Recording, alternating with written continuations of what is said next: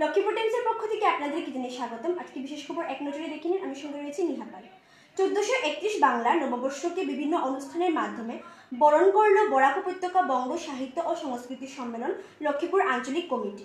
রবিবার বরাক বঙ্গ লক্ষ্মীপুরের কার্যালয়ে আয়োজিত উক্ত অনুষ্ঠানের মধ্যে ছিল আলোচনা, সঙ্গীত ও কবিতা আবৃত্তি। বরাক বঙ্গ লক্ষ্মীপুর আঞ্চলিক কমিটির সভাপতি সাত্তকী দাসের পৌরোহিত্যে অনুষ্ঠিত সভায় নববর্ষের তাৎপর্য নিয়ে বক্তব্য রাখেন আলিম উদ্দিন মজুমদার, কার্তিক রায়, পুলক দাস ও রানাজিৎ দাস। অনুষ্ঠানে সঙ্গীত পরিবেশন করেন অনুরাধা রায়, কুমকুম রায়, পৌলমী রায়, সৌরভ দাস ও গৌতম রুদ্রপাল। তাদের সঙ্গে বাদ্যযন্ত্র সঙ্গত করেন রূপম দেব ও রাজদীপ দাস। তাছাড়া অনুষ্ঠানে কবিতা আবৃত্তি করেন শিল্পজিৎ পাল, রবীন্দ্রনাথ বসু, সিয়ারাম যাদব, সঞ্চিতা দত্ত চৌধুরী ও সাত্তকী দাস। তাছাড়া অনুষ্ঠানে উপস্থিত ছিলেন অলোক দেবরায়, স্বরাজ সূত্রধর সহ অন্যান্যরা। পরে পৃথকভাবে বরাক বঙ্গ লক্ষ্মীপুর আঞ্চলিক কমিটির এক সভা অনুষ্ঠিত হয়।